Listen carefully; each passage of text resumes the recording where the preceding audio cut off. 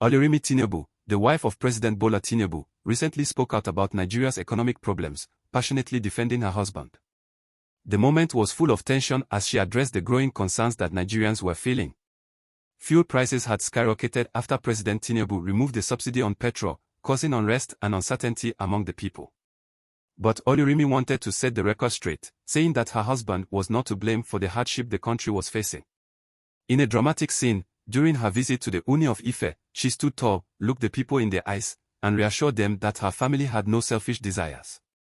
"We are not greedy," she declared boldly, thanking God for how far they had come. She explained that her husband had inherited these challenges, not caused them. The situation was already dire long before his presidency, and the removal of the fuel subsidy was just a step toward repairing years of damage. As she spoke, her words felt heavy with the weight of the nation's struggles. Mrs. Tinubu urged Nigerians to stay hopeful despite the pain. "With God on our side, we will rise above this," she said, her voice filled with both confidence and concern. Her words echoed through the palace as she acknowledged that things were tough now, but she assured them that brighter days were coming. There was suspense in her promise that, in 2 years, Nigeria would be much better if people stayed patient and trusted in their leadership. Could they really turn things around so quickly? The tension in the air showed that many still had their doubts. One of the most stirring moments came when she mentioned her husband's selflessness. "We are grateful for what we have. We are not here to exploit the country," she said, trying to touch the hearts of those who might have thought otherwise. There was a deep sense of emotion as she expressed gratitude for her family's blessings, but also a strong determination to prove that they were working for the good of the nation. In a symbolic act of generosity, Oluremi Tinubu donated a whopping 1 billion naira to Obafemi Awolowo University, OAU, during her visit. This donation, made 41 years after she graduated from the institution, seemed to speak louder than words about her commitment to education and Nigeria's future.